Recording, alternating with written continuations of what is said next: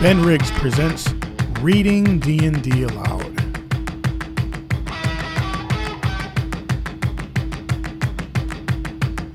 This sci-fi in my Cthulhu is delicious, with Matt Grau, episode 43.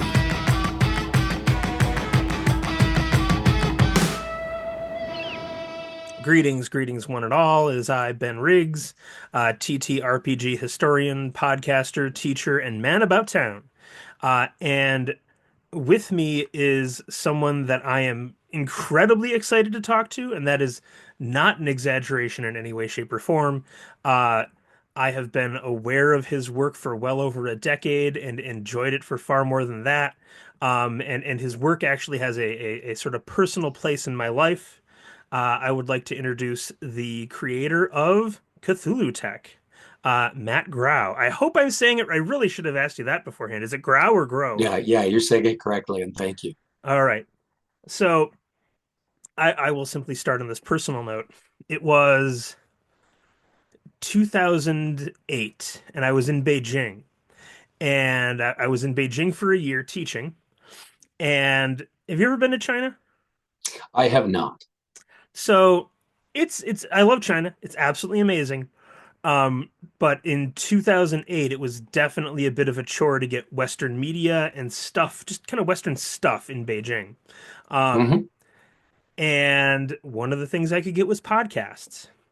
And I couldn't tell you what podcast I was listening to, but they were like, "Hey, we're gonna have a guy on who's gonna talk about his role-playing game where it's mechs versus Cthulhu."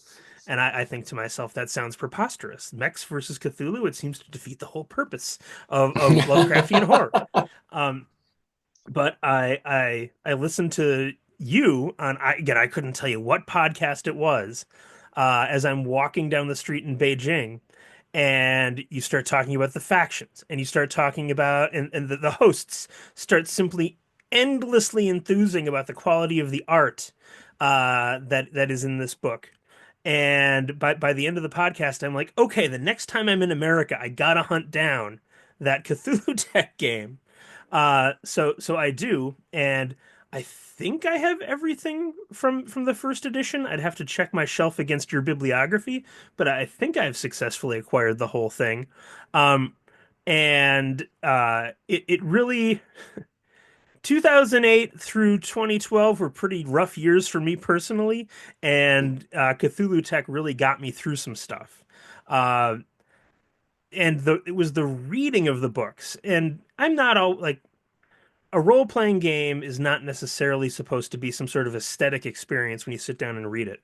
But for me, reading Cthulhu Tech, it really was an aesthetic experience. And I can't tell you how much I enjoyed it. So, with that deep level of fan service, Thank you. um, I'm happy that you connected with it so deeply. with that, let's get down to business. So, for the people who don't know what Cthulhu Tech is that might be listening to this, what is Cthulhu Tech, Mr. Grau? Ah, goodness. Short answer, become an eldritch monster to fight eldritch monsters. So it is the near future. It's 2088. The world is totally different, right? We've had a couple of invasions from beyond the planet, and the old ones have started to wake up, and we've embraced magic and industrialized it and created arcana technology, which has given us fantastic war machines like Mecha. But hidden underneath all of that, the cult of Nyarlathotep, the children of chaos, have been trying to erode away society as it exists within, right? Because the whole world isn't destroyed. It's an occurring apocalypse, not post-apocalypse. So humanity still concerned. The humanity and their cousins control still a huge chunk of the world. But inside of that, the cult of Nyarlathotep is doing shady things and has monsters called doanoids in their employ, which are people who undergo a ritual to become something monstrous that remembers still how to look human so it can pass around in society. And the only people who actually have a clue to the threat is a small secret society called the Eldritch Society. And they know what's going on, and they're pretty leery of corporation that's got that many roots in the government. And so they fight as outlaw good guys underneath the fabric of society and in shadows. And their army, if you want to call it that, are people who are willing to join in symbiosis with something from beyond time and space to become a form shifting monster that goes out and kicks some serious booty. So you've got a variety of fun symbionts to play.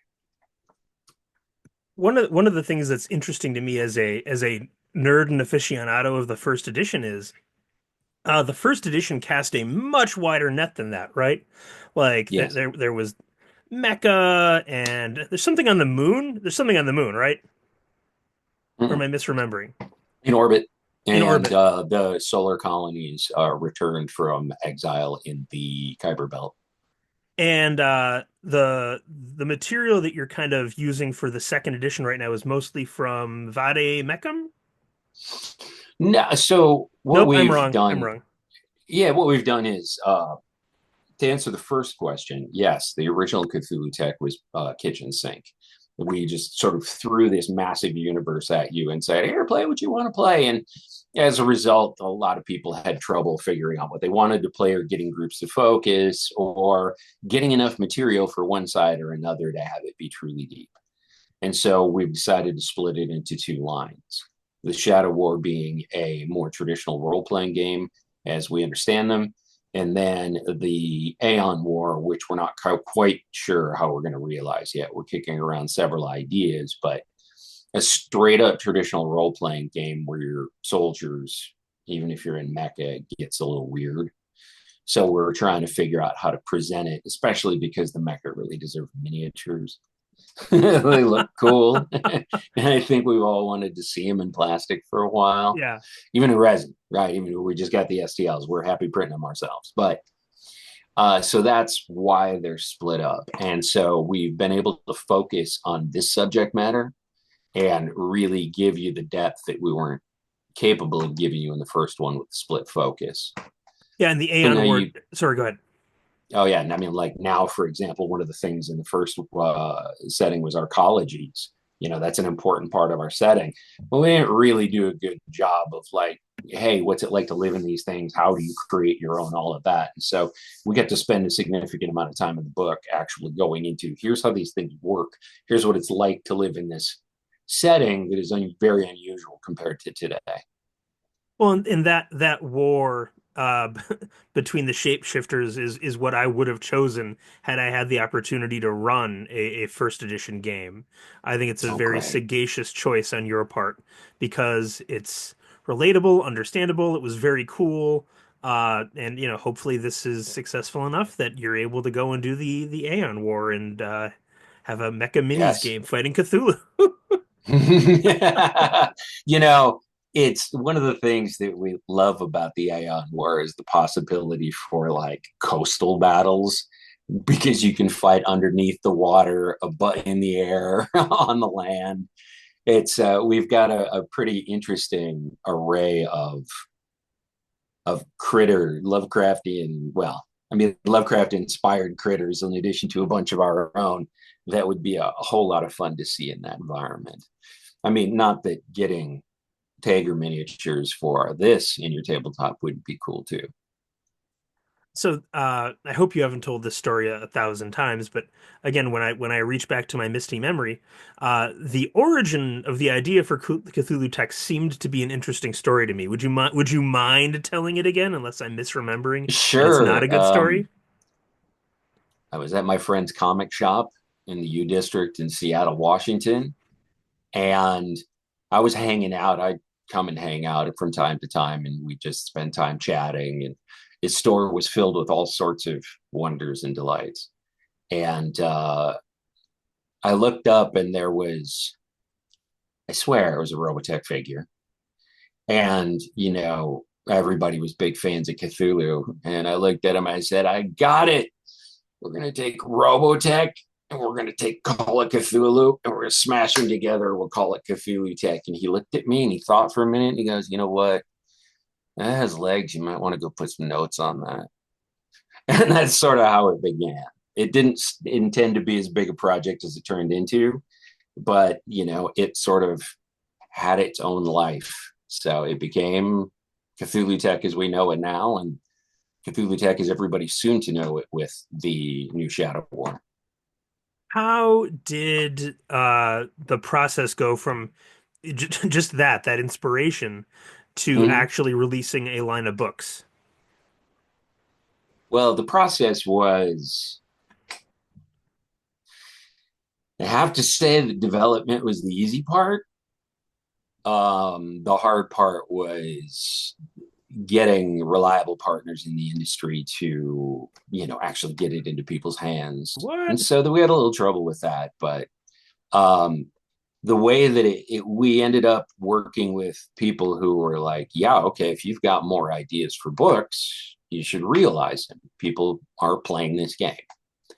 And so we had a list of books that we wanted to release, and we started to release them, and they were some people received them very well, some people didn't receive them so well at the time, and we did gather enough momentum to keep the thing going, and for people to have come forward and funded the new CthulhuTech in the first day. So I'm very happy to hear that there's an audience out there, especially for the new material that we're producing, because it's so much more refined and so much better thought out, and so much more appropriate for the current times as well. Both tone wise and mechanically. It's like, okay, well, we're right on time. Well, let me ask about the mechanics because when I looked at the quick start rules, the mechanics jumped out at me because it looked like you have a couple different versions of the system depending on how you want to play the game. Is that an accurate summary?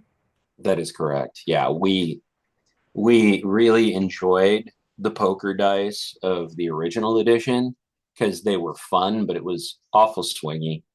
And when our one of our guys, who's a fantastic mathematician, took and started modeling it, he said, hey, this is too swingy, and we really looked at all of the data, and then came back to, okay, well, let's replace the system. Let's replace it with something, you know something that's different. And so we came up with the avant-garde system, which is where you play CthulhuTech using your resources as what we call shots that you spend to call the shot and guarantee success. And and then in addition to having dice rolling when you're competing against someone else or the environment is competing against you. But we really liked the way that it gave players the opportunity to guarantee success when they knew it was critical, and to not miss anything in their investigative chain. And it sped the game up. It gave people more confidence in what they were doing. It also created an endurance system, because you only have so many shots and so many resources per day, and then you got to go sleep. Right? You got to build your energy back up. So we liked all those aspects, but also realized that that was not going to be for everybody. Right? So we started with this more narrative system and really fleshed it out. And then we're like, okay, well, now we got to bring it back to basics, right? Because not everybody's going to want to play a system where you're doing resource management instead of rolling dice, right? And so we brought it back down to, and it's funny, the game didn't lose anything for it.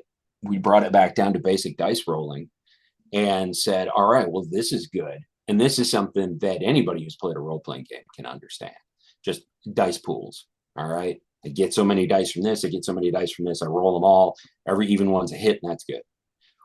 Really, really easy to grasp on its most basic level. It still executes complex actions the same way, but it gives you the opportunity to not have to worry about endurance or any of that kind of stuff, and just roll dice and have fun. And then we created a intermediary point where those two meet.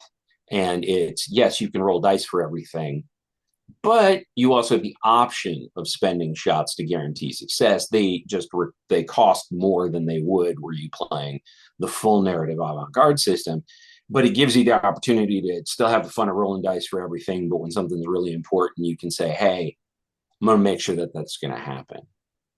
So that's how we ended up coming up with the three ways to work with the mechanics. Because I can think of games that have like a lot of the gumshoe system games will have like Mm-hmm. different modes of play, where they Mm-hmm. make certain difficulties higher or easier depending on how intense you want the experience to be. But Mm-hmm. I can't recall anything that actually has separate systems, which is absolutely fascinating. Like I saw it and I was Right. like, wow. That layer on top of one another. Yeah. It was fun to be able to do that. It was fun realizing that it's like, hey, we can present all of this and give groups the option to pick how they want to interface with the mechanics. Well, in this the character stats and monster stats stay the same. They don't change based on the system. It's the system that changes and how it interacts with those numbers, correct? Mm-hmm. Yeah, it's absolutely fascinating. Like, uh, in it's how to put it. I feel like I haven't seen a lot of new ideas in role-playing games lately. The last 15 years, the last 10 years or so, there's been a lot, but I feel like it's been slowing down. But I feel like that's the Mm-hmm. first new idea I've heard in a year or two. So I'm like, oh, that's absolutely Oh, that's great. fascinating. So thank you. So let me ask you about the art because again, the art is just absolutely gobsmacking. Back in Yes. the day, what were you like? I'm just going to spend 25 grand on the art for this book before I've seen a dime. Like, how did you give the artists illegal substances? Like, how did you make Yeah. this work? So I have to give credit to Mike Valancourt, who is our original art director. I believe he's a senior art director on Lorcana now. The Disney trading Oh card wow, game. super cool. And so in those days, there was conceptart.org, which is where all of the up and coming digital artists were coming up through and providing a lot of feedback to one another and guidance to one another. And he managed to cherry pick some artists that were going to be big but weren't yet, and caught them at that exact perfect time to give them Where they were cheap but not yet successful. exactly. I mean, Trevor Claxton would be very difficult to afford these days. Marco Mazzoni, I believe we might have been. I believe we might have been Trevor's first freelance. Marco Mazzoni, we might have been his first, and he's very successful. He did our new covers. So yes, most of the artists in our stable went on to become successful artists in video games or other forms of concept art. So it was a lot of cherry picking on Mike's part. He had a real knack for it, which is why he's still an art director. And that really helped. And he spent a lot of time really looking at style guides, right? Like, well, what do we want this stuff to look like? Spending time digging up references for how clothing would look and being like, okay, what do you think of this, dude? And laying out all this stuff. And I'd be like, okay, that doesn't feel right. That does. We're good. Okay, yeah, I really like that. And that's what formed the first bank of art for CthulhuTech, which started to create a style guide for us. Yeah, I mean, everybody knows that they want to have amazing art, and that it makes a real difference. Mm-hmm. But the number of games that really manage to swing that is very, very small. And again, just picking up the covers of the hardcover first edition books in preparation for this, Mm-hmm. like every one is like a slap in the face, like it just grabs you. Um, Yes. and so, how much new art are we going to get in the second edition?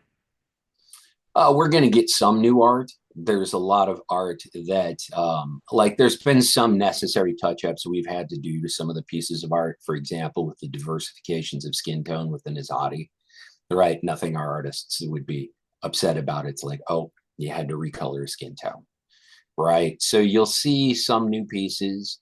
You'll see some old like perfect archetype pieces that you'd expect. But we have, new stuff in this book that's never been seen before. So naturally, we have new, exciting art to go with that. Like, for example, our heritages. You got a lot more types of people you can be now. And so we had to get a whole bunch of new art to help, visually describe them. So I probably should have asked you this 10 minutes ago, but if you were going to give it's, Cthulhu versus mech in some way, shape, or form, with a lot of anime thrown in there too. But if you Mm-hmm. were going to give a condensed alternate history of CthulhuTech, how we go from 2025 to Mm-hmm. uh, aliens living among us and Right. arcologies and shape-shifting monsters, could you give a brief history of the alternate Earth that is CthulhuTech? Sure. It all starts with a doctoral student in pure mathematics at a little university in Massachusetts getting a hold of a book that hadn't been in circulation for a very long time, as these things often do. And that book opened up the idea of um, magic, but magic as technology, which is called arcanotechnology, which ultimately led to the possibly not very exciting, but extremely world changing D engine, which provides infinite clean power for free, right? It just starts kicking it out. You don't have to burn anything. It's got no byproducts, none of this, right? That changes things in the world in a big, big way. It also starts to have other effects. One, the scientific community is forced to accept that magic is real, but it's something they study, and ultimately it's industrialized. So magic isn't, running around with your robe and wand. It's getting your master's degree and going to your job, uh, where you are compensated well. So that changed society, and that's what brought Mecca as well, because when you use that sort of technology to create a machine, it has a side effect where the user gets this feedback to make them feel like they're part of the machine. And so engineers are very angry. They have to continue to strap perfectly good power plants onto something that only has two legs. But it's the most practical thing given the side effects as a war machine. This gets the attention of an alien race, the Migao out in Pluto, and they come back in and they're like, oh, no, no, no, no, no, no, no. You've got something we don't, and your monkeys in our backyard. We don't like that. And so they're like, attack. Well, they go and they steal Arcano technology, but they don't have any warriors because they haven't bred warriors generations. So they clone humans into these things, into a race called the Nizati. And these people are given false memories and sent to go invade the earth and keep us occupied till the Migao can get there. Well, they're like, hey, we seem awful alike. Maybe we can overcome this mayfly gene that'll kill us if we rebel. And ultimately they do. They have a very short-lived civil war, and the Nizati join the human peoples of Earth. And then they wait, and the Migao invade. And also at the same time, the old ones are waking up because the Migao have really good time. So the old ones are waking up at the same time, rolling out across Asia with armies of monsters, and the esoteric order of Dagwin and all the deep ones are looking for Cthulhu, because if they raise him, it's going to end all this. And you've got cults inside messing with society, and the brave New Earth government trying to save everybody's bacon. So that's kind of how we got here. Humanity came together because of a couple of different things. One was starting to share this technology to make a better world. And then, more importantly, the first Arcanotech War. Getting invaded with something from space makes people cooperate a lot faster than they would have without that external threat. And that sort of sealed the various treaties that created the one world government. Um, it was created out of necessity. And so here we are, a couple of invasions later, and the armies are still fighting, and the Eldritch Society is trying desperately to figure out all of what Chrysalis is doing and the Children of Chaos, and then trying to figure out how are they going to stop them, and ultimately, how the heck do you face Nyarlathotep? I can't think of another game right now that's quite so secret society versus secret society because the Eldritch Society is a secret society, right? Yes, yeah, And again, obviously, there's the World of Darkness games, and in Vampire, you could argue is kind of like that. Uh, yeah, Hidden World yeah, or Secret World. Vampire's very secret world. yeah, but like this just maybe I'm wrong. There's something I'm thinking of, but that just jumps out at me. And again, it helps that this is the part of the game that I thought was the most playable thing even back in the day. Um, I also really enjoyed Robotech, like when I was a kid. So Oh to yes. yeah, the Nizati and the like, a warrior slave race rebelling against their masters to join the humans, which is a subplot of Robotech, also just jumped out at me. But the way that you're able to take Lovecraft and just harmonize his work with a high tech mecha future is remarkable. Like it really the work I would compare it to most immediately is the Dr. Seuss Call of Cthulhu guy. Um, like hopefully you've seen that because I think that's an absolutely brilliant work because it's fully Cthulhu and fully Dr. Seuss at the same time. And in the Right. same way, your work is fully mecha high tech anime future and fully Cthulhu at the same time. Yeah, it's with the Shadow War, it's almost a little cyberpunk or biopunk in its way, while still having, its roots in that, you know, outer horror that Lovecraft created.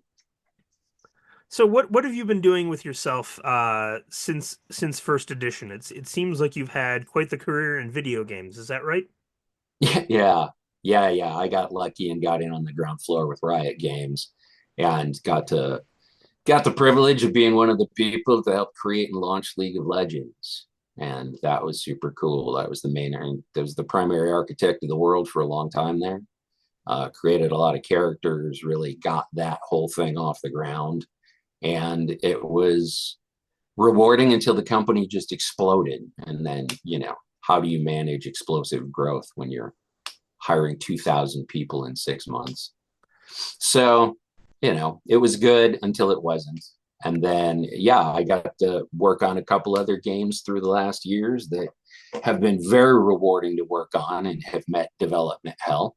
So, as it often does, the video game industry is very much like the film industry in that sense that you can get paid handsomely over time to work on something that's never going to be released. So Peter Adkison, founder of Yes. Wizards of the Coast, discoverer of Richard Garfield. Da, da, da. Um, when Magic was going through its explosive growth in the '90s, Mm-hmm. what has been reported to me is that Wizards, because they just kind of hired anyone who wandered in, became a deeply, deeply weird place. Like, Oh, yeah. I've heard stories about leather bikinis uh, being paraded around by the mail cart, just absolutely insane stuff. And where are you from originally? I'm originally from Minnesota. I worked for Steve Jackson Games for a minute in Austin, and then I lived in Seattle actually while all this was happening. Oh, and I don't suppose you worked at Wizards? I have contracted for Wizards several times, but I never actually officially worked there. Well, I was working up to did any of that? Did Riot Games have a similarly wild and loose phase as it explosively grew? They were very different, right? The reason is that Riot Games was founded by bros, right?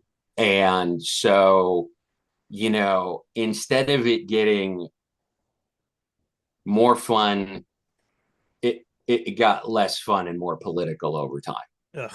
right? So while it started out with some of that crazy startup energy, where suddenly people are, wandering back in drunk from happy hour, or people have bursting out into Nerf fights in the alleyway. There was some of that. And there was some crazy stuff that went on in the beginning that made it exciting. But, again, explosive growth, the culture it was founded on ultimately disintegrated. With Wizards, I think that the culture at Wizards needed to disintegrate and be rebuilt, which it did. It very much did. It was a place and time. Wizards was a new company. They were running it out of Peter's basement, and their original business model was, hey, we think the average person will buy one starter deck and two boosters to play this game. They had no concept of the idea of somebody plunking down the money to buy a whole box of boosters, much less, buying 4 or 5 at a time. So Magic was a runaway success, and they had to hang on for dear life, right? That company had to explode because now suddenly Magic was everywhere, right? And they needed to keep it in everybody's mind, and needed to grow the brand and all of that. And so, yeah, they hired a lot of the local, I guess you want to call gaming groups or gaming folks and gaming talents and stuff. And they moved them all into, their beautiful offices and whatnot. But there was a lot of, as Seattle was in those days, just a lot of, people who very much marched to their own drums. There were some, waning rivets like myself, a lot of goths, a lot of Wiccans. I don't want to say pagan, Wiccans. And that created a very festive environment that, and for a lot of these people, they were in their 20s, right? This was a first big job, right? And people just had a lot of fun.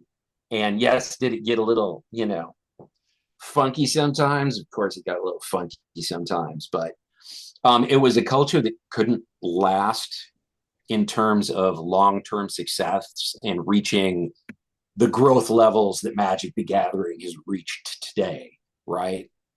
Which is to say it's just monstrously huge.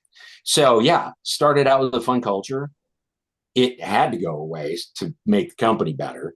And then the company got better, and now you go into Wizards of the Coast and it's a streamlined corporation, right? People know how things work. There's not really surprises. Everybody does their job. People of all ages work there. All of that business. So I haven't poked into Riot. I don't know what the current culture is there. I only know it from the years that I was a part of it. So yeah, but both of them at the beginning, especially in those days of early success, there's always that giddiness that results in a certain level of shenanigans and foolishness. Oh boy. Did you say that Riot Games got political? Oh, just in terms of office politics, not Okay, like gotcha. political as in, They're being politically active. I'm yeah. just talking about, people staking fiefdoms and other people politicking against other people so that they can get what they want, or the promotion or whatever.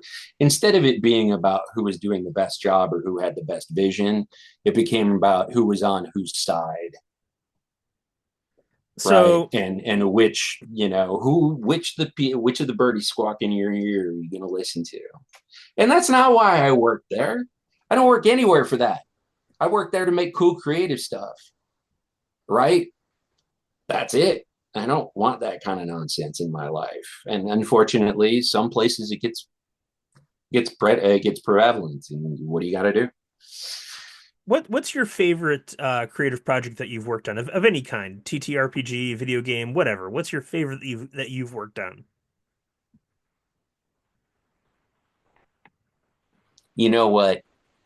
As much as I may disparage aspects of Riot, in the early days, building that world was so much fun because it was just free, right? Like I would get we'd be talking about stuff, and I had to get educated. Okay, this is a MOBA, right? That's what we're calling it. The first company to ever you know come to create a name for the genre, which at that time was dominated by Dota.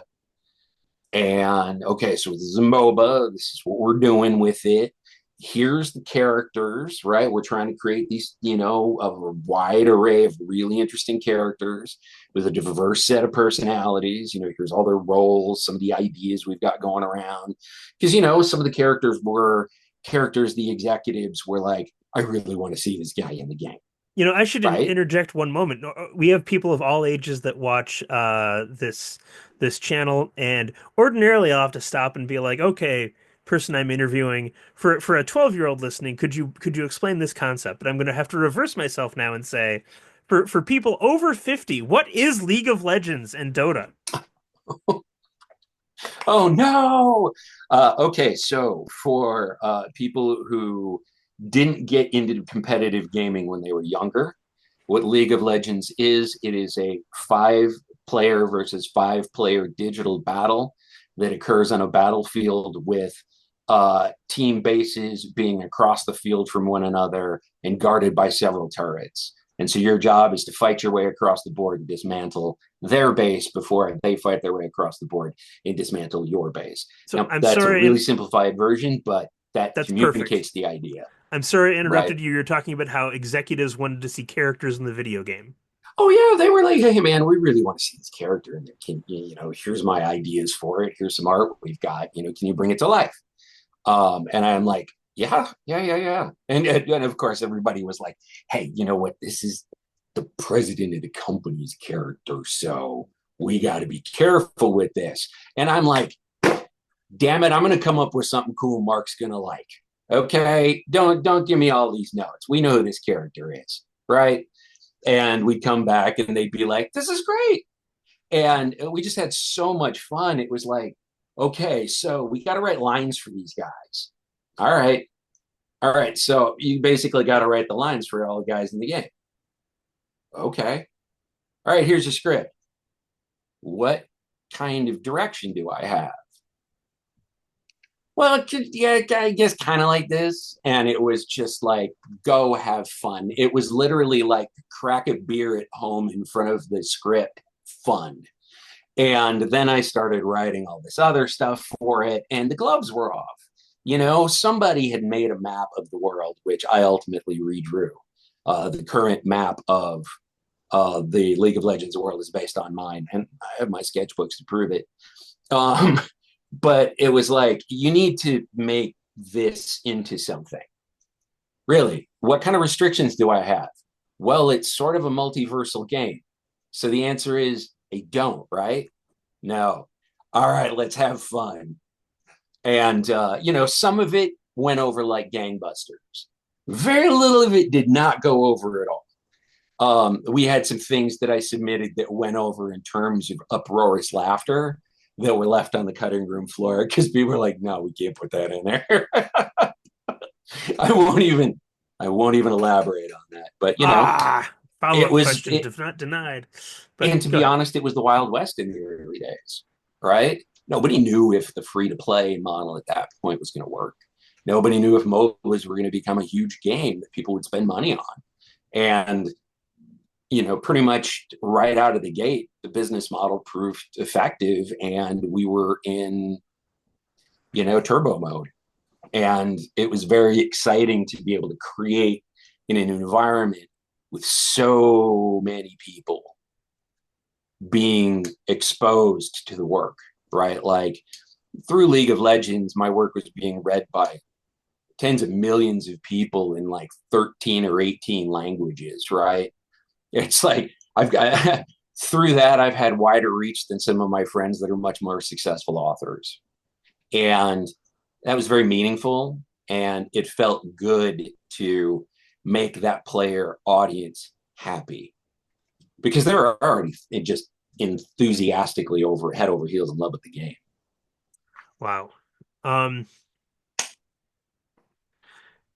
where do you even go from there? Did you say earlier that you were Wiccan? No, no, no. I said at the time, many of There were my friends Wiccans at working Wizards of the there. Coast were Wiccans. Yes. Okay. Um, I'm interested because I interviewed both Sandy Peterson and Ken Hite Oh earlier yeah. this week about kind of Cthulhu stuff, and they both kind of uh, dove in on the morality of Call of Cthulhu and how it's a truly heroic game because there's so much self-sacrifice, and yet Mm-hmm. they're both publicly theistic, for lack Mm-hmm. of a better way of putting it. Mm-hmm. Ken, I don't remember his denomination. Sandy, I think, is a Latter-day Saint. Yes, Um, he is. and I was like, hey, do you think the fact that you guys are theists who believe in a moral universe, does that in any way uh, ping your interest in Cthulhu? Is there something related between these two things? And they were both like, no, not at all. I'm like, oh, okay, that's fine. I like, I was expecting a different answer, but when you mentioned Wiccan, I was like, oh, I'll ask about that. But there's nothing there, so I'll just keep.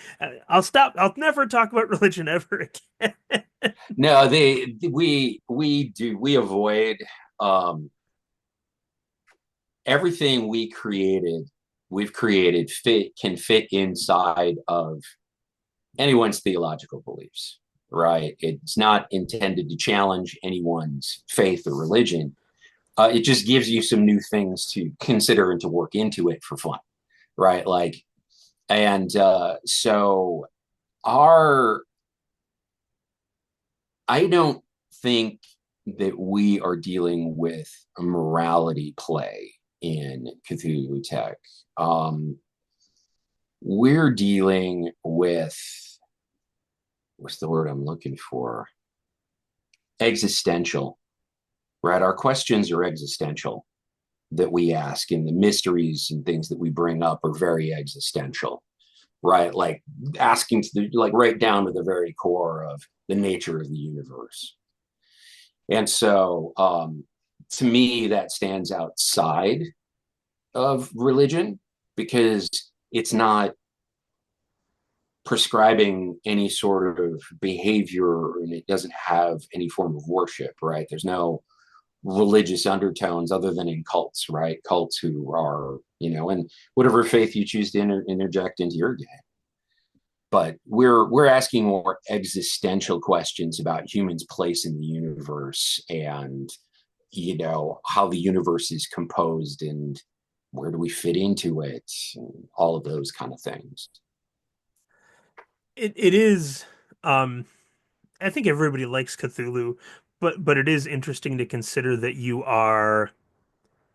It really is interesting when you say that you're asking questions about humanity's place in the universe and all that stuff, because it does seem like slightly different questions than Call of Cthulhu, even though you're both Cthulhu games. Because Call of Mm-hmm. Cthulhu is, will you die to hold back the apocalypse for another day? Right. And the while things are grim and terrible in CthulhuTech, humanity has way more resources at its disposal to Yeah. fight the encroaching evil. So it's anyway, just really interesting.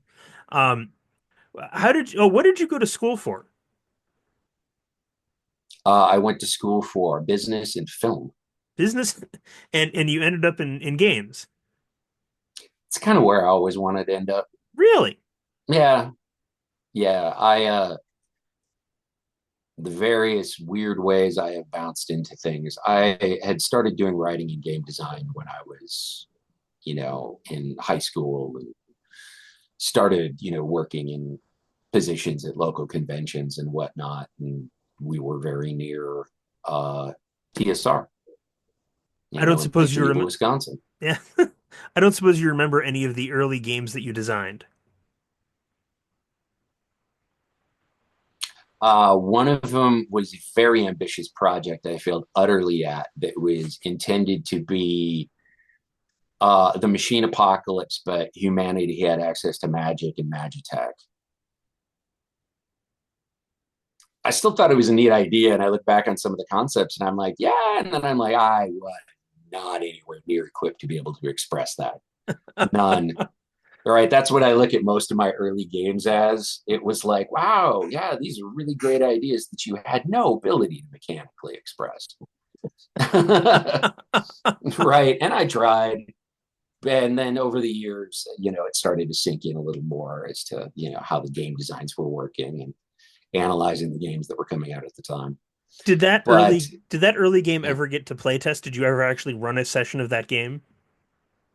oh yeah, we ran some sessions of the game. Were they deep and meaningful? No. Were we amused? Sure. Jonathan Tweet told me that after he played D&D for the first time, he I shouldn't say immediately, but he sat down to design his own game, and it was called Houses and Humans, and it was about little people trying to exist in a big person's house, kind of like Oh, that okay. Italian game Household. I think it's called Household. There's an Italian game now that's similar to that. But he ran it for his dad, who was a professor at the University of Champaign-Urbana, Hmm. and that was his first game. So I'm just always interested in designers' first games because it seems like there always is one, and I should You ask it. know, I should make it a regular feature of the show, asking that question. one of Jonathan's first games is still one of my favorites, right? Over He the Edge. Over the Edge. Yeah. Yeah, he and Robin Laws worked on that, but a lot of that popped out of Jonathan's brain, and I was like, nice work, dude. Could For people who I don't used to know, hang out with the Northfield crowd, but it was after Jonathan had moved out of state. and that is that where St. Olaf's is? Mm-hmm. Yep, Okay. that's where Lion Rampant came out of, which is where our Smagaga came from, and then that birthed Atlas Games and White Wolf Yeah. and Paizo ultimately Yeah. I came mean, out of Lisa that group. Stevens, like, Mm-hmm. Yep. wow. So were you hanging out with Lisa Stevens at the time or no? No, Lisa had moved out of state at the time as well, unfortunately. I got to hang out with Mark a little, um, not as much as I would have liked. Got to hang out with John Nephew a bunch. He's great. Darren Eblum. So, yeah, many, many stories of some early days of gaming coming out of there. I mean, it is And amazing though how many people know each other from little clusters like that. I mean, the number of mhm, people that came out of that Saint, I always think of it as Saint Olaf's, but Northfield, mhm, that clique yeah. is astounding. Oh, yeah, yeah. The private universities in Northfield, Carleton, and that's the one I was trying to think of, Carleton and St. Olaf. So yeah, there was a very strong little group there that had some really great vision. So yeah, I mean, my first game was the first published game I think I did was called Shattered Dreams that I did with some friends of mine. And we've been picking at that in the background for a lot of years now to readdress it. Because again, super creative idea, playing in dreams, got this whole meta world going on, way beyond our ability to express mechanically. So it's the typical youth reaching for something you're not yet ready for. Wow. Um, let's see. Is there anything else that you would want to say about CthulhuTech, the second edition, the Kickstarter, anything like that? No, there's only a couple of days left on the Kickstarter. It's fully funded, so getting in now is getting the exclusives and getting it before everybody else. We're super pumped that people have been so excited about it for the Kickstarter because it's just more fuel for the fire for development for the Magic and Psionics book, which we're in the middle of now. Um, is there anything else? Uh, Honestly, the quick start rules are a great place for people to check the game out. It provides a concise overview of the world, gives you some playable characters to get get the flavor in your mouth, and an adventure that's going to teach you as you go along, both GM and player alike. And it's worth giving a shot. It's kind of in that category of Call of Cthulhu, right? Like everybody's played it at least once. And we could only aspire to be at that level. You know, I thought the quick start rules were remarkably meaty. Um, I feel like ordinarily you're just expecting like a taste, but you really gave a full bite. And I love the learn as you go adventure. Um, Good. I That's great think to hear. that it seems to be becoming an industry standard, but it's obviously still not adopted everywhere. And I thought it was brilliant to design your Kickstarter in that manner. No, sorry, quick start. Brilliant to design your Your quick quick start start, yeah. in that manner. Um, Yeah, because honestly, the Cthulhu Tech core books are meaty. They're thick. And nobody wants to look at that and go, I gotta read all that before we play. It's like, no, no, no, no, no. Don't do that. Start with this thing, and then that'll inspire you to look up other stuff. But play first, ask questions later. for people who are encountering this after the Kickstarter ended, are you guys going to have a backer kit? I believe we're going to be doing late pledges through Kickstarter. Okay, late pledges through Kickstarter. Great. Then I'll make So sure a yeah, link gets up for that. Um, Let me ask, are you running any games or playing in any tabletop role-playing games right now? yeah, I've got a D&D game that I started with my cousin during the pandemic. So yeah, I've got a very crazy D&D game that I've had going since the start of the pandemic. Not for serious players at all, but still super super fun. How about And you? What are you playing? I ran the One Ring for about a year, the Oh, second how'd edition of that the. go? It was incredible. Awesome. Despite being again, I feel like I've entered an age where learning a new system really is an extra burden as you're like, but my brain's kind of stuck in concrete now. Right. Uh, so despite that, me and the other 40 somethings I play with uh, endeavored to learn and master the new system. And there were parts that were a little clunky and a little uncomfortable, and yet somehow it still transported us to Middle Earth, and it gave us that like you're watching the Lord of the Rings movies feeling. Mm, Um, and that's great. it was incredible. Once a week to actually feel transported to Middle Earth, and we hung out with Saruman. We explored the Mines of Moria because they have a Mines of Moria supplement that's amazing. Hmm. So my answer is even if you are I find the system kind of creaky and I'm not really sure about it person, endeavor to stick through it because the rewards were incredible. Like it was a great campaign.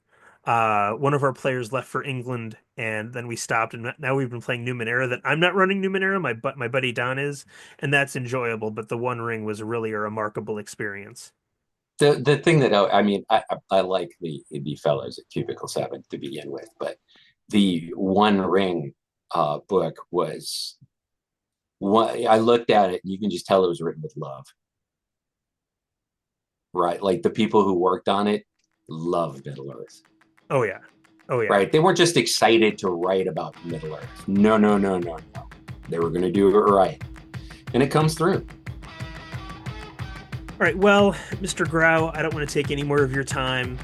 This has been amazing. I'll let you know as soon as this is up. I really appreciate you taking the time to talk. You have a great. Thank you for your time. My pleasure. Congrats on your Kickstarter. Thank you. Super fun. Have a good night. Thank you. Bye bye.